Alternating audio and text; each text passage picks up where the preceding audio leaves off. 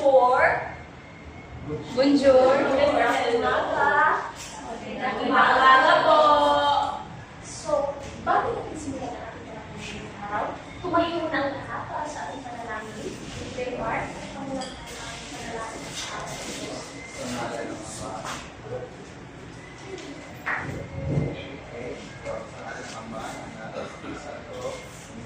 sa bigay mong oras at panahon ngayong umaga. Ang mga po ay kami po ay pagyayin ninyo sa ating pagkasalangin ito at i-offer po ang aming mga sipat sa bagong kaalaman na hangin mo po ngayon sa ating atin.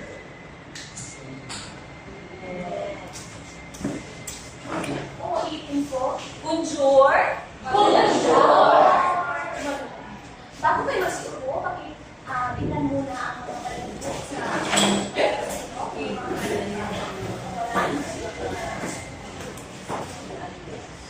Kumusta naman kayong mga class? Kumusta naman kayo?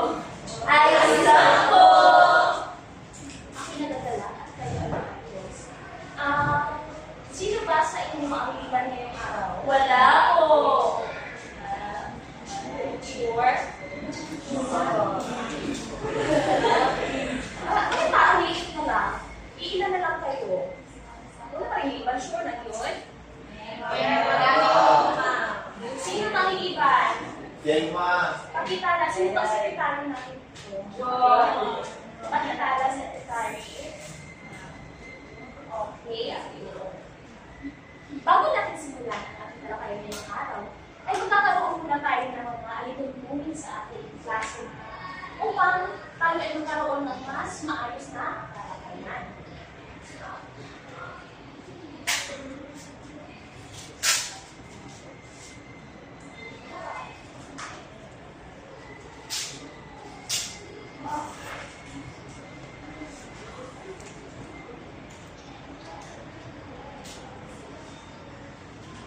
Pakilasan na sa bahay. Mga alituin sa klase. Makinig sa talakayan ng mga gawain. Iwasan ang mga ingay o kilos habang nasa klase kung hindi naman kailangan. Itaas ang kamay kung nais magtanong o sumagot. Naiintindihan ba? Oo! Magaling. Ngayon naman, ay magkakaroon tayo ng isang laro na tinatawag na larawan mo, kulang mo. Ang gagawin nyo lamang ay magbigay kayo ng mga imuha o mga ideya na inyong makukuha mula sa larawan na aking ibabahagi. Handa na ba? Oo! Para sa unang pares ng larawan, sino ang makapagbibigay ng kanyang imuha mula sa larawan? Shrel.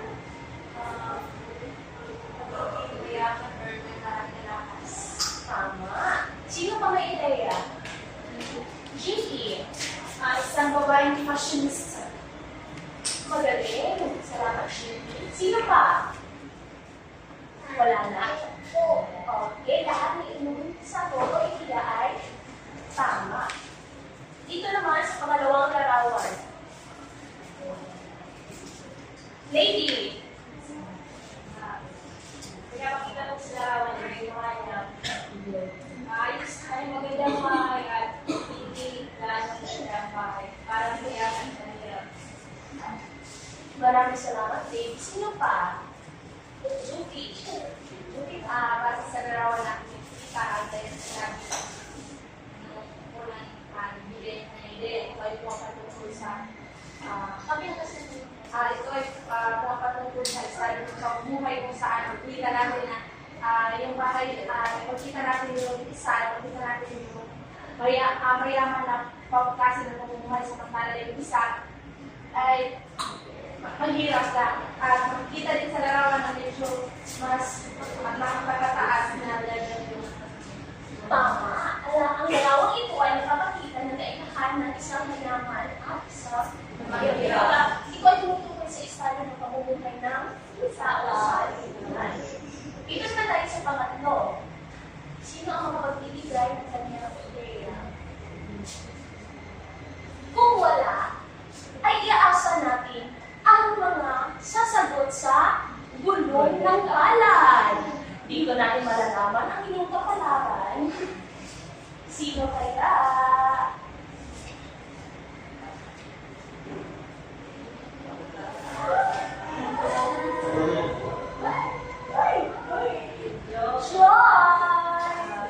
Alright. So, Dad, ang napapansin ko po ay iba't ibang uri ng tao. Estado ng buhay sa tao, mayroong karpintero, mayroong wala tao. Maraming salamat, Joy. Sino pa?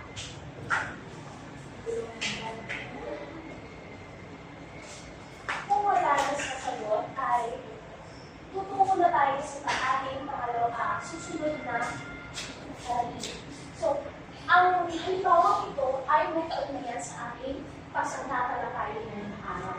So, base ba sa inyong mga nakikita mga larawan, sa inyong mga sinasabi kanina, ano ba sa tingin ninyo ang magiging talakayan natin ngayong araw?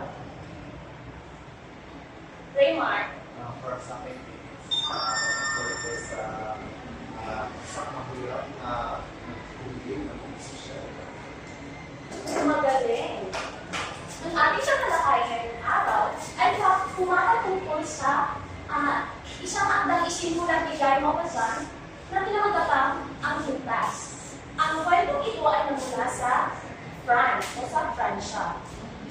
Bago natin tatalakayin ang aralan ito, magkaroon muna tayo ng layunin.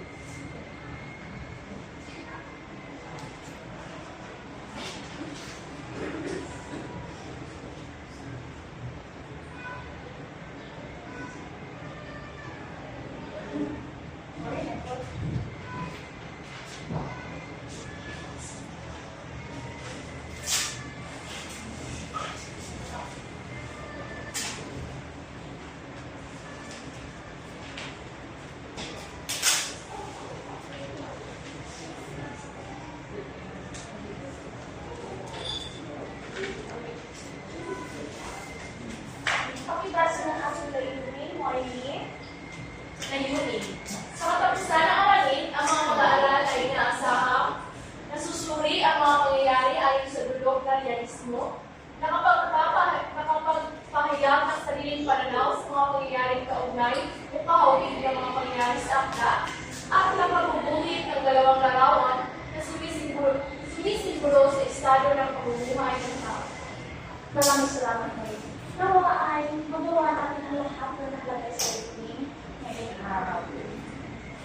Bago tayo tutungo sa ating panunood sa kwento ating tatalakayin ngayong araw, ay magkakaroon muna tayo ng aalamin muna natin ang mga mahihirap na salita na matatagpuan sa kwento. Bibigyan muna natin ito ng kasing kaguluhan. Ang gagawin niyo lamang ay sa lagulitan ang mga kasinaguluhan ng pangungusap na matatagpuan sa bara.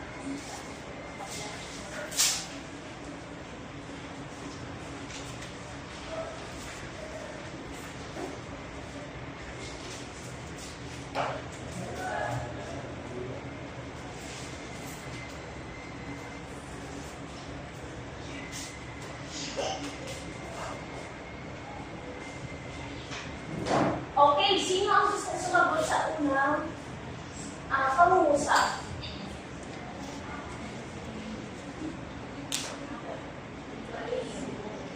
Sherelle. Nais ko na pwede dapat ito ay para mga yan. Para sa amin, ang panayuan ay niligawan. Tama.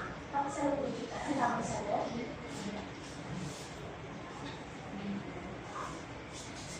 Para sa pangalawang katanungan, iaasa na natin ito sa bulong ng palad. Opo. Talaga ba, Jinky? Yes, po. Okay. Sino ang mananalo ng isang kilo ngayong araw? Ako. Again. Sherelle ulit. Ulitin natin. Ako sa natin ng isang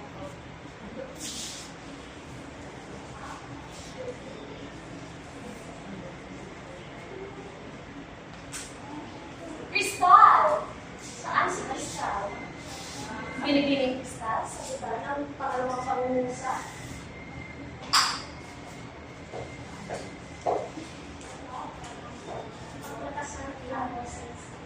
Nag-aaral ang mga magulang ng bote dahil nais nilang umangat sa buhay. Okay, tama. Ang dote ito na ay, ang kasi kahulugan ng dote ay bigay, kaya pagsalubuhitan.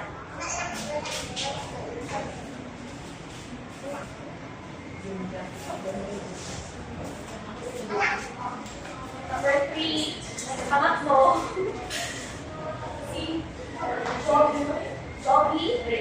Nerijoy para sa siya ay may tagay na alindog na nakakaganda. Ganda, tama!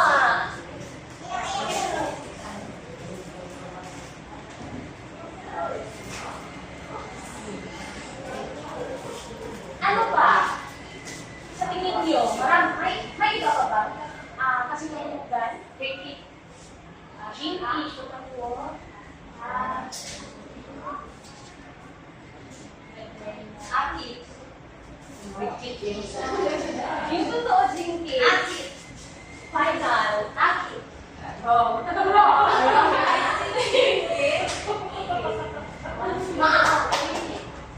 Iba pa kasagutan. Repeat. Joy.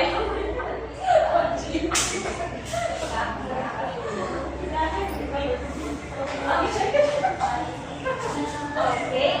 Ang alindog ay nag-araw. Ang pangsikahulugan ng salitang alindog ay maaaring ganda o iit. Ang pang-apat naman, sino ang sumagot? Clarissa. Siya ay nagpupulos ng lipad. Para po sa iman na babalo. Tama. Sa natulitan.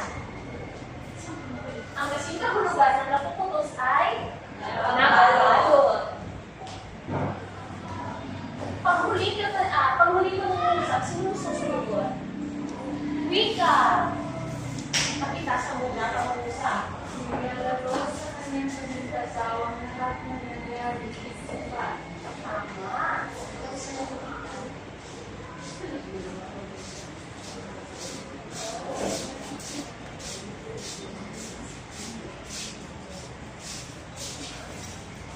Ngayon naman, ay basahin ang mga pangungusap gamit ang kasing kahulugan nito. Sabay-sabay. Nais ni Matilde na kanigalan na siya ng mga binata. Naghahangal ang mga magulang ng bigay kaya dahil nais nila umangat ang buhay. Siya ay may taglay na nagda, siya ay nagbabalot ng uban. Naglalaro sa kanyang isipan ang lahat ng nangyayari. Ngayon naman, para lubos po matiyak na naiintindihan niyo na mga pangungusap nito, ang mga mahihirap na salitang ito, gamitin ito sa pangungusap. Rolly, paano sa gamitin sa pangungusap. Iligaw. Pero ako isang babae na isigawan. Iligawan.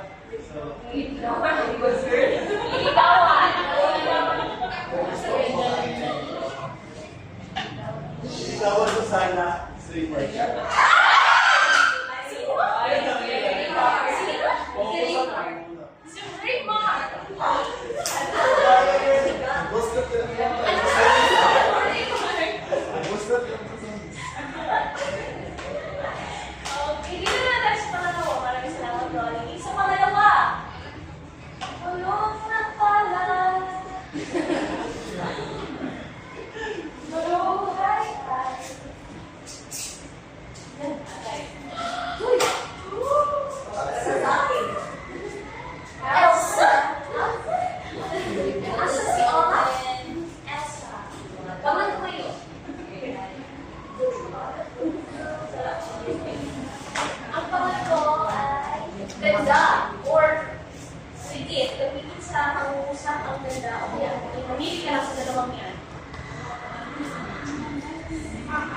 at kay Magalina. Maraming salamat. Hindi sa'yo. Napaka-honest ni Elsa. Ito yan. Ngayon naman, sa pang-apat na sa pang-apat na salita na nakabalot, umili ko tulong ng talan.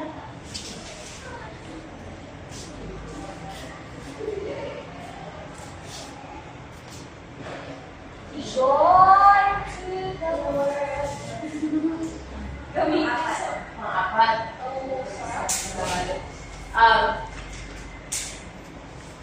Si Cheryl ay nababalot ng suwaga. Yan, sige. Baka, magaling, Joy. Sa pang-lima, sino kaya ang mapalag na mananalo ng 1 milyon ngayong araw mo?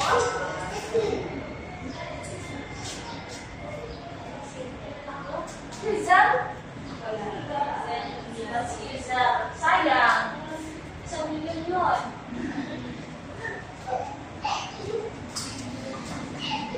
Sino kaya?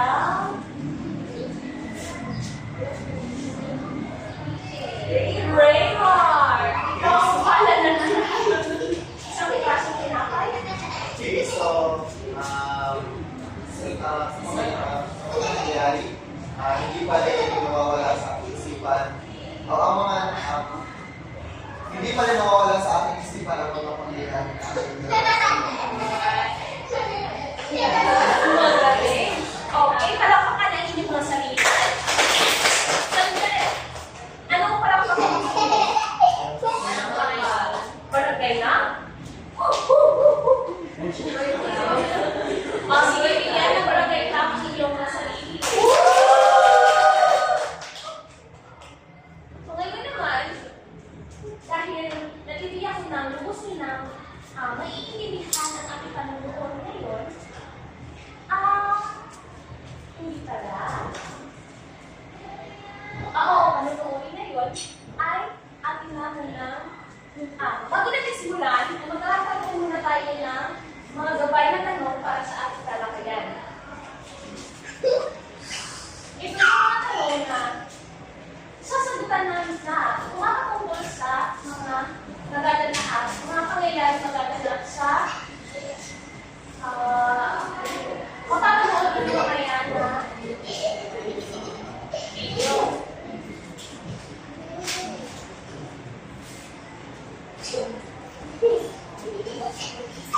Papatandaan ninyo ang mga pangyayari na magaganap sa video na inyong mapapanood mamaya sapagkat ang mga tanong na ito ay kumakasunod sa ating mapapanood. Pakibasa na sabay-sabay. Ubay na tanong ayon sa lulong moralisiko.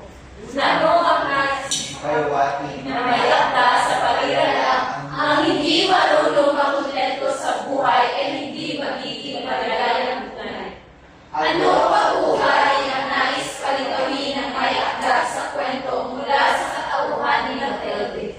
May mga pangyayari ba sa kwento na nangyayari sa toong buhay? Ano ang aral na magpulot sa kwento? Ano ang mensahe na nais pabatid ng may akda mula sa kwento? Okay. Yan ang mga tanong na aking sasagutan mamaya pagkatapos natin mapanood ang kwentong Ang Kwintas. So, seatbelts on dahil lilipad tayo patungong Pransya.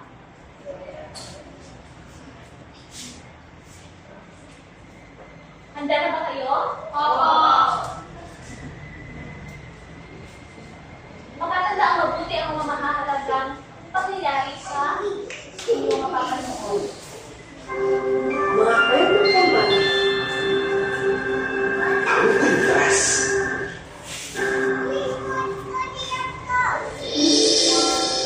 Noong unang panahon sa napakagandang bansa ng Pransya, may isang kaaking-aking na babae ang pangalan ay Matilda.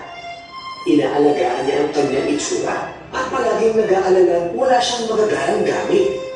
Siya'y kasal sa isang hamak na clerk na si Victor na nagtatrabaho sa Ministro ng Edukasyon at kumikita naman ng sapat. Palaging bitbit ni Matilda ang pag-aalala.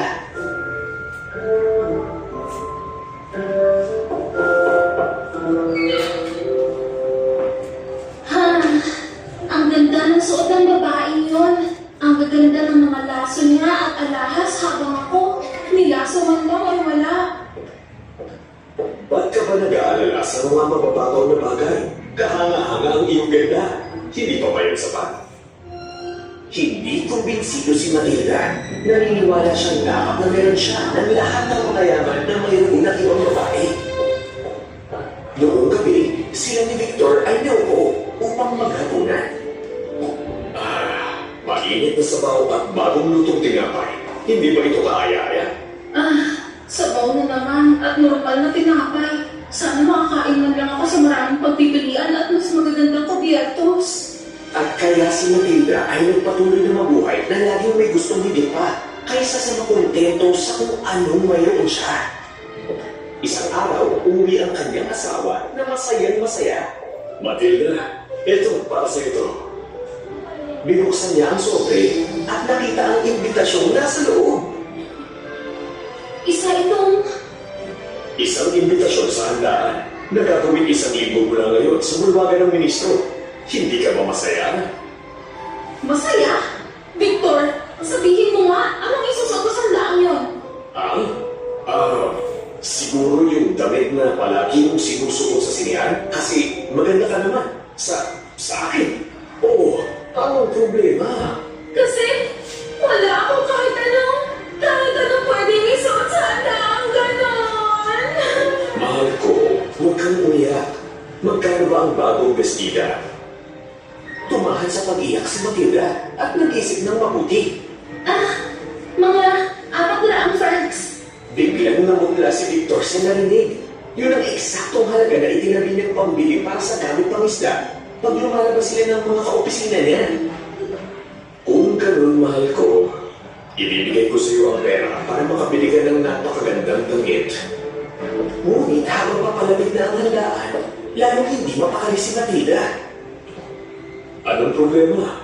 Hindi ka ba masaya sa iyong damit? Maganda naman siya, pero wala akong alahas na pangterno dito. Naku, wala na akong perang pambili ng alahas. Bakit di ka magsuot ng mga bulaklak? Nasa uso namang magsuot nun ngayon. Bulaklak? Pues malalaman ng lahat na napakahirap lang natin. Hindi, kailangan ko ng alahas o kung hindi ako dadalo. Ba't di mo tanongin yung kaibigan mo? Si Jean, sigurado akong pahihiramin ka niya. Natuwa naman si Matilda sa ideyang ito. Kaya siya'y bumisita kay Jean na siyang naging mabuting kaibigan sa kanya. Ngunit ngayon si Jean ay may maganda ng bahay at magandang buhay. Inilayo ni Matilda ang kanyang sarili. Matilda, kamusta ka na? Nagkwentuhan sila ng ilang sandali hanggang sa masabi na ni Matilda ang pabor niya kay Jean. Alahas ba? Siyempre, marami ako. Piliin mo kung alin mo na gusto mo. Inabot niya ang isang kahukong-kong ng mga trinkets at mga alahas. Nasasalamin ang kinang ng mga ito sa mukha ni Matilda. Marami siyang sinukat, ngunit walang nagustuhan. May iba pa ba akong pagpipilian? Heto, meron akong 2 kahon pa. Tumingin si Matilda, ngunit wala siyang nakita sa unang kahon. Ngunit nang buksan niya ang pangalawang kahon, nakita niya ang pinakamagandang kwintas na diamanting nakita niya sa buong buhay niya. Maingat niya itong isinuot sa kanyang leeg, at siya'y natuwang makita ito sa salamin. Ayos lang ba kung ito na lang ang hihiram ko? Oh, siyempre naman. Nagalak dito si Matilda. Nagpasalamat siya kay Jean at nagmadali ng uwi. Sa gabi ng handaan, naging buo ang tagumpay ni Matilda. Siya'y tumawak na ipagkwentuhan ng may saya, lalo na nang ang ministro mismo ang bumati sa kanya sa kanyang pagdalo sa handaan ito. Pagkatapos ng handaan, hinanap niya ang kanyang asawa na siyang pumasok sa isang kwarto at nagpahinga. Kinuha niya ang balabal at inilagay sa mga balikat ni Matilda. Ang balabal na ito'y nakakasira sa kabuuan ng ganda ng suot ko. Tingin ko di ko na lang susot yan. Ang kawawang si Victor ay sinundan ng asawa sa kalye. At tila ang gabing yun ay isang malas na gabi dahil walang dumadaang mga taxi. Naglakad sila ng matagal hanggang sa sila'y nakapakal na nito. Hinahid sila nito pa uwi at sila'y bumaba at umakyat sa kanilang kwarto. Pagkapasok nila sa loob, hinangaan pang muli ni Matilda ang sarili ng panguling beses. Oh, hindi! Anong nangyari? Ang kwintas! Wala sa leg ko! Nawala ako ang kwintas! Ano? Imposible yun. Sinuot mo ba yun bago tayo umalis? Siyempre suot ko! Naaalala ko rin nasa leg ko ito habang kausap ko ang ministro! Doon kaya sa taxi. Nakuha mo ba yung numero? Hindi ko nakuha. Nang hina ng gusto si Victor. 4:00 na rin kasi ng umaga. Sige. Babalikan ko ang mga dinaanan natin. At hahanapin sa mga kagi kung nahulog man doon. Pagkatapos, agad siya umalis. At iniwan si Matilda na nag-iisa. At nakaupo at blanco-blanco ang isip. Paglipas ng ilang oras, malungkot na bumalik si Victor. At siya'y walang nakita. Sinabi niya sa asawa na sumulat kay Jean. Sabihin mo na inabot mo yung kwintas para ipaayos kasi nasira yung kawit. Magkakaroon tayo ng panahon para mahanap ang kwintas.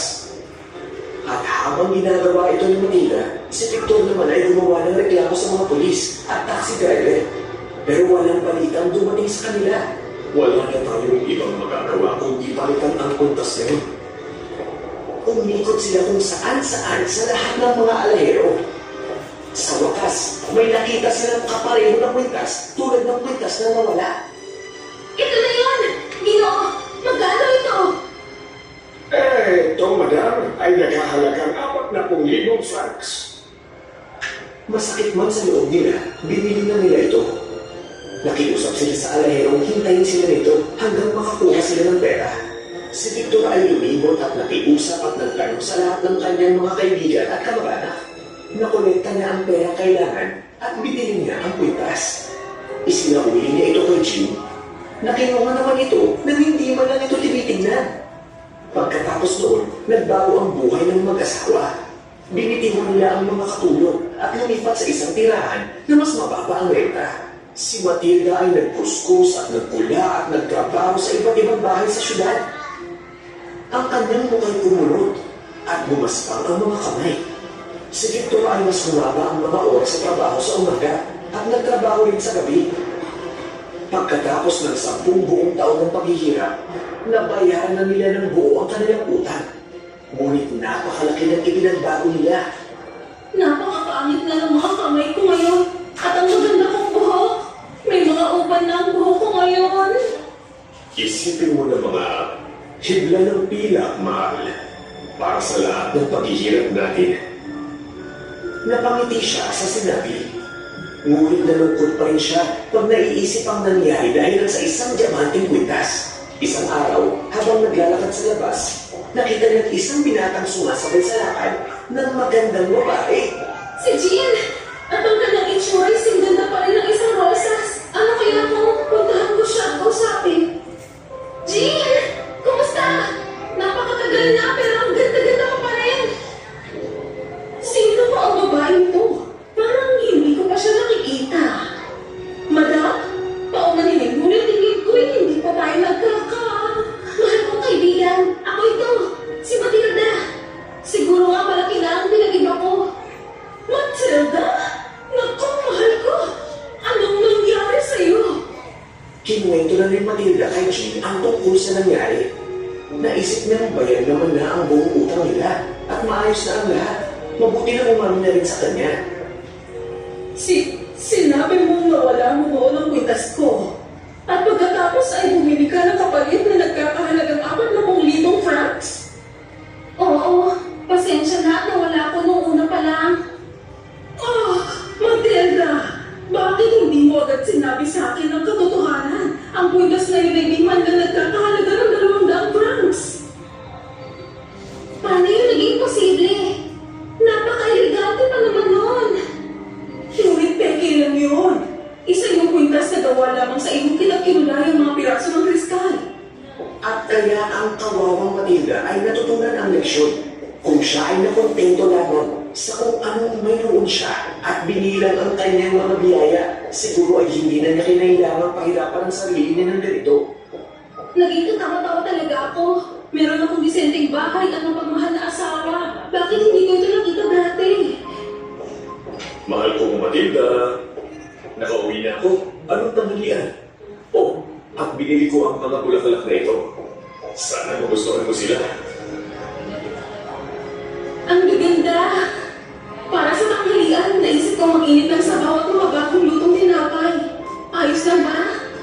Naku, masaya na ako dyan.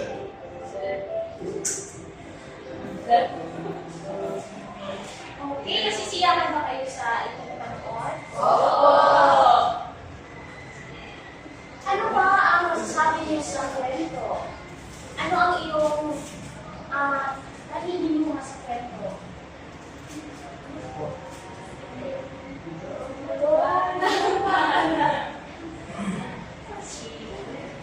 Ang habo ay ang dulo ng palad. Iban ulit. Ilan natin.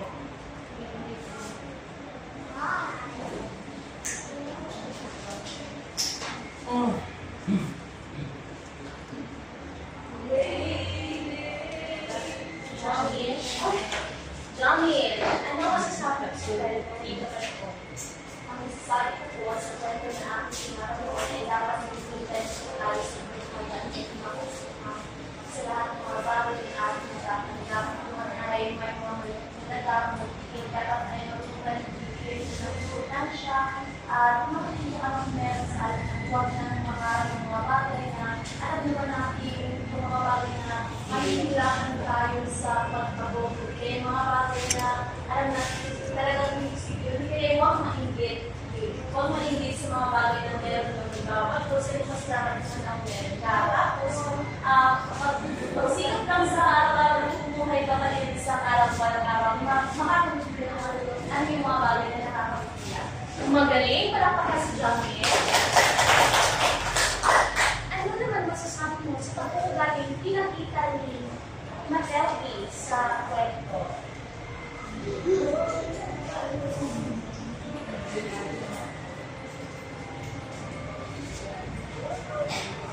Ang mapalad ng lalaro ay si Judy.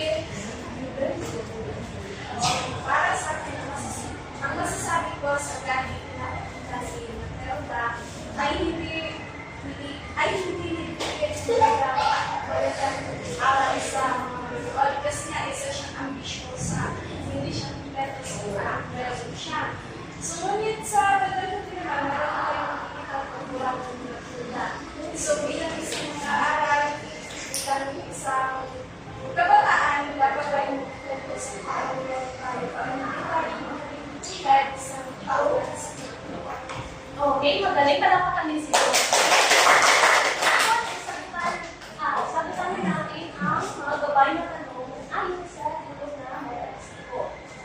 Para sa unang katanungan, sino gustong sumuko na magbigay ng kanyang nilay? Raymar. Okay, so ano nais maliwanag yung kaya sa paligalang ang hindi marunong ang kompleto sa buhay ay hindi magiging maligayang tunay. So sa pinapakita sa ugali ng Matilda, isa siya hindi na kontento sa kanyang bagay o buhay na meron sa kanya. At makikita din natin na aligaga at hindi siya maaari na masasabi na siya ay masayang tunay sa ano ang meron sa kanya. So, ating i-reflect natin sa mga sarili natin, nakatulong ng buhay natin, ay nagpapakita lamang na ang ugali natin ay hindi natin dapat iyon sundin. Sapagkat kung ano yung meron sa atin ngayon ay bigyan ng pagpapasalamat natin sa buong may kapal. Higit sa lahat, mangarap lang tayo sa naaayon at maaari natin gamitin ang ating lakas at gamitin ang ating mga natutunan sa buhay na mangarap tayo na hindi yung mangarap tayo na gumawa tayo ng mga bagay na maaari natin masakit at maaari natin makapagdudulot ng masama sa kapwa natin, kung hindi harap tayo na may mabuti at hindi sa lahat, gawin natin kung ano yung nararapat at naaayon sa lipunan natin. Maraming salamat. Mahusay. Palakpakan din si Raymar. Nakikita niyo naman sa napanood yung kwento na si Matilde kung ano ang kahihinatnan ng mga ng pagiging ambisyosa niya o kaya yung pagiging nakilig sa material na bagay. So, hindi talaga ang gusto ipaniwatig ng mga Agnari si Gayo Malpazan ay dapat tayong makontento. Dapat natin tanggapin kung ano meron natin. Or kung hindi na tayo, kung ayaw natin makontento sa kung ano meron tayo, pagsikapan natin ito. Sapagkat mas masaya or mas maganda, mas magaan din sa kalooban na nakukuha natin ang mga bagay na gusto natin. Hindi yung nanghihiram tayo, hindi yung kinukuha natin kung ano ang meron ng iba. Walang patutunguhan yung pagkakaroon ng inggit sa ating mga puso. Sapagkat hindi natin nabibigyan focus ang landas na ating tatakakin kung palagi natin titingnan kung ano ang meron ng iba na wala tayo. Kasi diba, mas marami yung pwede nating makuha kapag nagsikap tayo. At yun ay naitutuloy natin na saan? Naiintindihan ba? Oo. May mga katanungan? Oo. Para sa pangalawang tanong, sino gustong pumasa at mag-board? Si Teresa daw, sabi ni Raymar. Ano pag ugali ang nais alilawin? Ang may akda sa kwento mula sa katauhan ng mundo. So, para sa akin, ma'am, ang nais ko kalitawin ang may akda sa pag-ugali ng matindi ay wala iba kundi ang pagiging ambisyosa ni matindi na kung saan nagtutulot sa kanya ng talagang makikita natin na hindi magandang epekto o walang magandang epekto ang niluludot sa pagiging ambisyosa ni Matindi na kung saan na makikita natin na malalasap lang natin ang tunay na kaligayahan sa ating buhay kung marunong tayong makontento na kung saan hindi talaga nalalasap ni Matindi dahil sa kanyang pagiging. Tama, maraming salamat. Palakpakan si Teresa.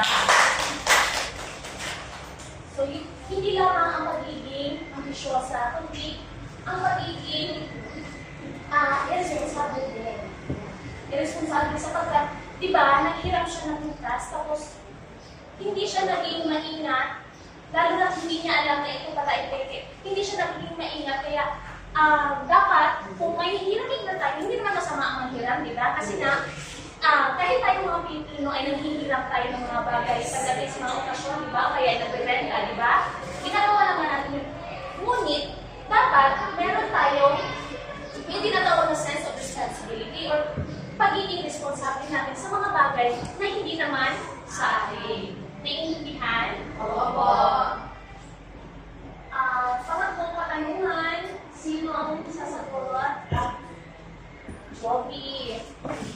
May mga pangyayari ba sa kwento na nangyayari sa buhay? Para sa akin, oo.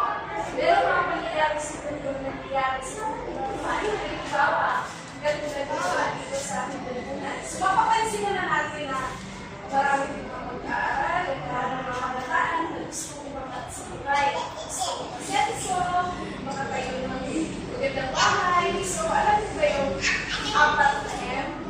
So, kaya yung ginagawa nila ng mga lahat, pero kadalasan, dapat na yun, matandang mayaman, naging-inay, yun, ginagawa nila, kapang,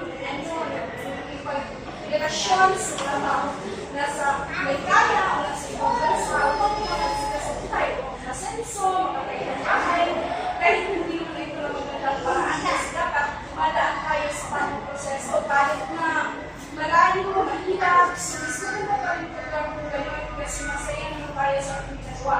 So, yung apat na M, magtulak-tulak gawa ay pilit.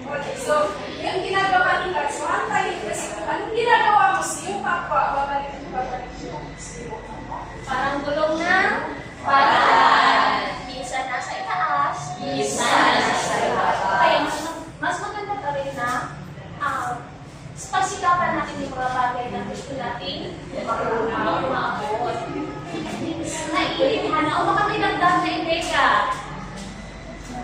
Crystal.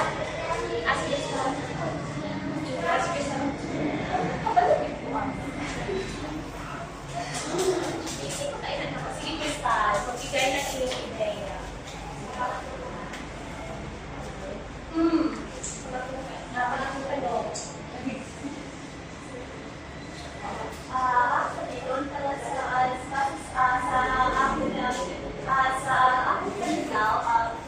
yung pangyayari ang isang pamilya na buhay sa Marangyang parang buhay, hindi parang kompleto at kadalasan talaga mapapalis pa rin naman ang pagbuhay o naluluto.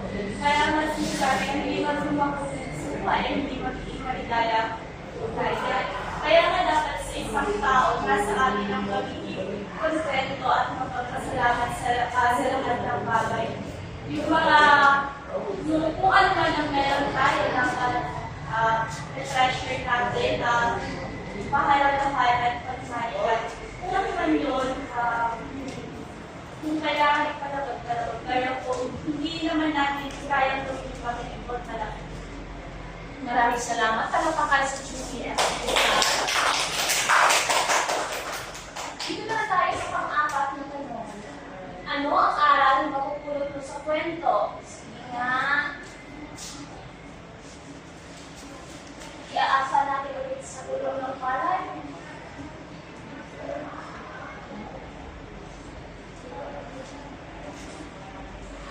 Ginny! Ikaw ang nakiling manlalaro ngayong araw. Ano ang aral na napulot sa kwento? Napulot ko para sa ay hindi makontento sa kwento. Maraming salamat. Ano ba?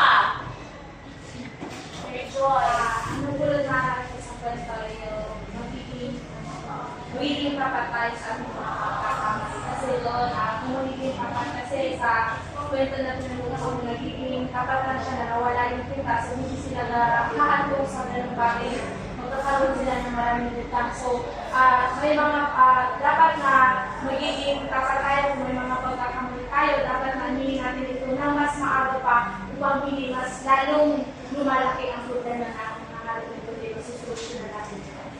Tama. Kasi nga diba sa kwento, kung sinabi lang niya sa kanyang kaibigan ng mas maaga, di sana hindi na sila gumastos na magkano ba yun? 4,000 francs. Ang francs ay yun yung nagsisinding peso ng kumbaga currency nila sa bansang France. So, kung sinabi lang niya, sa tingin nyo kaya, ano ang mangyayari? Kung sinabi niya kay Jean na mas maaga, hindi siya mag-iba, hindi niya mararanasan ang pagkaroon ng balakubak sa kamay. Hindi rin niya ma-realize tama. So, hindi na rin niya mararanasan. Malaki na maupo sa buong niya. Kakahanap ng pera. Nawalan na siya ng pagkakatulog sa bahay. So, maraming pagbabago ang nangyayari sa kanilang buhay. Simulan mo, nawala ang pilitas. Naiintindihan na ba? May mga katanungan pa? Mga karagdagan? Hindi karagdagan na ba? Okay. So, dito na tayo sa panglima. Ano ang isang ninanais pagkakilid na kayakda mula sa kwento? Raymar. Okay, so ito my experience buhay. So, ang kwento ay nagsasaad lamang na dapat maging maingat din tayo sa mga bagay na hinihirap at maging totoo sa kung ano yung mga bagay na ating kasalanan na ating nagawa. So, sa kadahilanan na ang kwintas ay nagpapakita din na meron siyang kabutihan na maaaring mailulot sa atin at sa isang tauhan sa mundo na kailangan din natin na nag-remind lang sa atin yun na huwag tayong maging isang dapat tayo makontento sa mga bagay na meron tayo at maging isang tao na magpasalamat tayo sa mga bagay na ating nararanasan sa buhay at nagbibigay din ng aral sa atin ang may hanggain na nagpapamatindi sa atin na maging maging totoo sa harap sa maraming tao at walang problema sa panghirap o sa kung ano yung kaya natin sa buhay. Kung maging totoo lang tayo ay magiging tanggap tayo ng lipunan na ating ginagawa. Maraming salamat. Talagang ka, Sir Raymar. Kung mapapansin niyo naman sa kwento, di ba? Si Jean na isa ng mayaman ay nagkaroon pa rin or ang mga alahas niya ay hindi naman talaga totoong alahas kundi mga imitasyon lamang. So, hindi kasi, practicality, kumbaga, hindi porket mayaman ka na, ay dapat talaga lahat ng mga bagay na gagamitin mo or mga ginagamit mo, ay talagang mamahalin. Kasi nga, may mga bagay na mas importante ka kesa sa mga material na bagay. May mga bagay na dapat na natin mas pagtutunan o pagtutunan ng pansin, kagaya na lamang ng ating pamilya. Ang pagkakaroon ng pamilya ay mas mahalaga kaysa sa pagkakaroon ng mga material na bagay. Sapagkat ang mga material na bagay, nawawala lamang ito o kaya may nasisira na pag-iiwanan ng panahon. Ngunit ang pamilya natin, sila yung lagi nandyan, katulad na lamang ng asawa ng kapatid, na kahit nawala na yung pintas, may mga nangyari ng mga hindi maganda dahil sa pangyayaring pintas, hindi niya pa rin iniwanan ng kanyang asawa. Kasi nga, di ba, kung tutuusin, kasalanan naman talaga ni Matindi kung bakit nawala ang pintas sa ibon. Ngunit yung asawa niya, tinulungan niya pa rin. Kaya mas mahalaga na bibigyan natin ng at tamang pagpapahalaga ang pagkakaroon ng mga mahal sa buhay. Yung mga mahalaga sa buhay, mas maganda ko, mas mabuti ko. Doon natin i-focus ang ating mga sarili. Pati na rin sa mga gusto natin huwag na tayong maging katulad yung Matelde na dahil nga lang sa gusto niya o naiinit siya sa kung anong meron ng iba, ay gagawa ng mga bagay na hindi kaaya-ayaw. Kaya magkakaroon na ng hindi masayang magsasama. So pagkat puro na lang siya, kung anong puro na, nabibigyan niya ng focus kung anong meron ng iba, kung wala siya kung anong meron siya. Naiintindihan naman ang kwento? Opo! Ngayon, dahil lubos ka, natitiyak ko na naiintindihan mo ang kwento. Magkakaroon na tayo ng pagkakagawain. Dalawang pangkat ang kailangan ko. Sige, kayo ang mamili. Magbibilang ba or kung sino na gusto nyo makasama? Magbibilang. Okay, magbibilang. Dalawang bilang lamang mo yung simula sa dalawa. Dalawa. Isa. Dalawa. Isa. Dalawa. Isa. Dalawa. Isa. Dalawa. Isa. Okay. Ang pangkat-una ay dito. Ang pangalawa ay dito naman. Ngayon, ay kumuha kayo ng isang buong papel. Ang nais kong gawin ninyo, okay, pag-ibasa, ang ating gawain, share, ay sandali lang, hindi banda.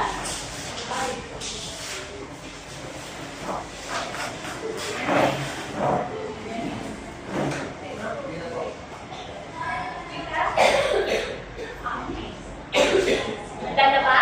Oo. Okay, pag-ibasa, Michelle. Kahit ang nalawa na tayo ng mga bagay na Ilabasan natin. itaasa Okay, bumungit na dalawang larawan na sumisimbolo sa estado ng pamumuhay. Mula sa kwento mula sa kwento. Halimbawa na lang yun ay ang tinapay. Di ba sabi ng may Matelde, kung mag-tinapay yung pinakain nila. So, yun ay isang halimbawa lang ako. Yun ang ulitin.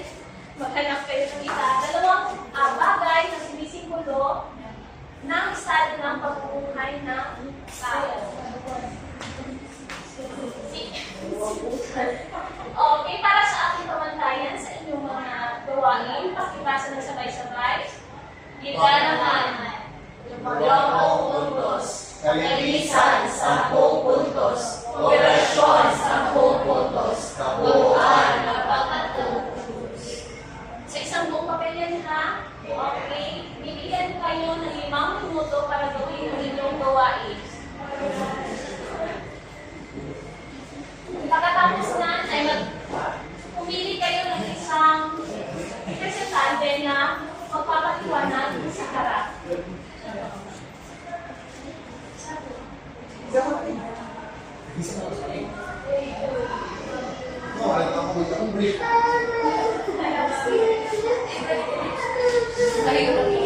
Sa akin ng alas 12, sisimulan niya na. Sisimulan na tayo.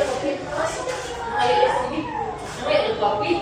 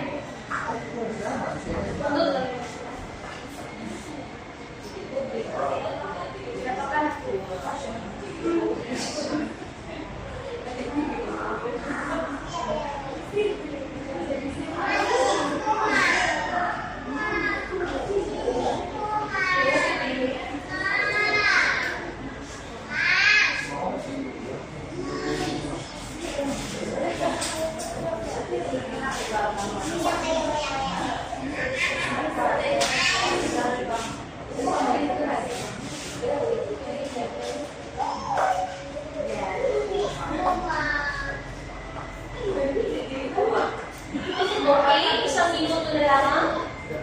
Ang natitira.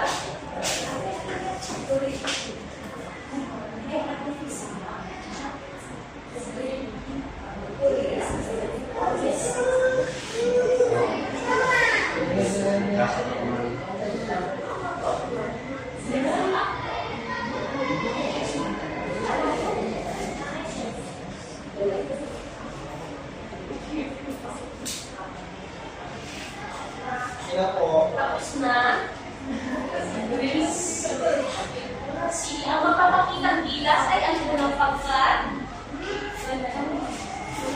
Okay, sa amin po ay damit po. So makikita natin na sa unang larawan, ito po ay makikita natin na ang damit ay may kulit-kulit at mayroong mga bulas-bulas. So, napapakita naman ito na isang kasuotan. Ngunit malaki po ang kanilang agwat dahil dito po ay marangya at maganda. So dito naman is dress pa rin siya, pero meron gusto lang agwat na rin dito butas-butas pag mahirap, dito rin kayo pang mayaman. So piling ko masuot ng dalawa, ngunit meron sila. So sumisimbolo ito sa katayuan sa buhay ng tao, sa kwento na merong mahirap at meron din mayaman. Palakpakan si Raymar.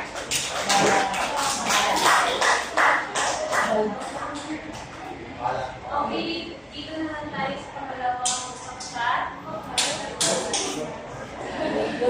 So, ang naibuhit ng larawan ay na galabal na kung saan mababa lang ang presyo yung lalaki. Nasa talakayan natin, so hindi lang siya ginagamit, hindi siya gagamitin kasi makakawa na ng kalindahan. So, at ang pangalawa ay gown o dress. Napakagandang dress. Mamahalin at sura. Maganda. Okay, palakpakan yung dalawang dalawa.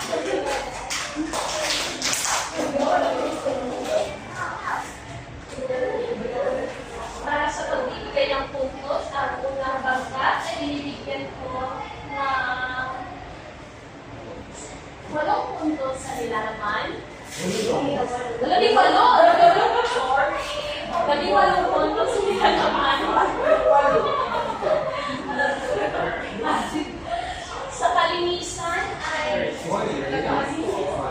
puntos sa linis. Sa kombinasyon, ang nakikita ako sa likod na hindi ipag tulungan. So, bibigyan ko naman kayo ng 8 na talaga. 8 puntos. Sa kapunuan, ito ay may 36. Sa pangalawang pangkay naman, sa kanila naman, binibigyan ko sila ng 2 puntos. Kalinisan sa meron.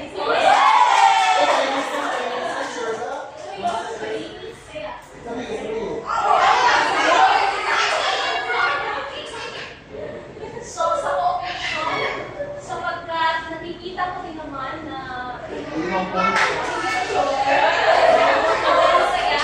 so, ibibigyan ko sila ng 8 puntos.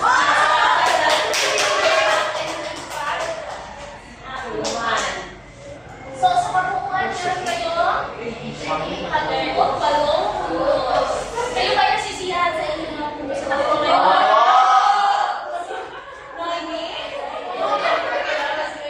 Hindi ko ay galit. 36 lang daw. Kasi pangit daw yun. Okay, pala ko na rin yung mga sarili. Wala na bang mga katanungan? Wala.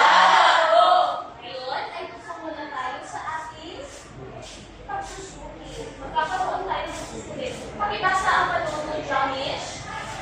Basahin at iinom. Hindi ko tamang sulit. Okay. Kumuha ng isang kapat na papel.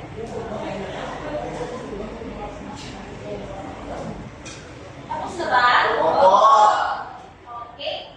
Dahil tapos na kayo sa inyong pasulit, pakipasa na inyong papel sa harap. At pag-i-kopya na rin ng ating kasunduan. Basahin sabay-sabay ang tumuto. Magbasa ng isang maikling kwento at itala sa gobyerno ang mga pangyayaring napagkukunan ng aral. Okay. Ngayon, ay nais ko lang i-appealing sa inyo ang mensahe na naapulot ko rin sa kwento ang ating kapatid.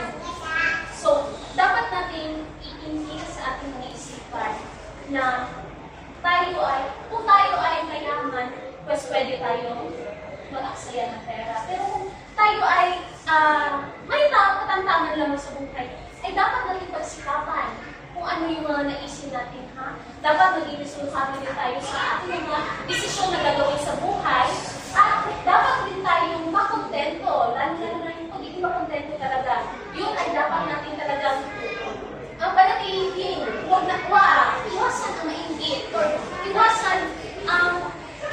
pagiging makamaterial, yung pagkahilig sa material ng mga bagay. So, ang pagiging mahilig sa material na bagay, ito yung magdadala sa atin na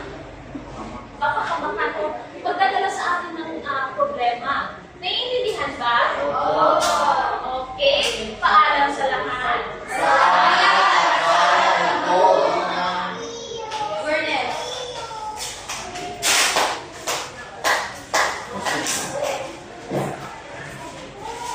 Ernest.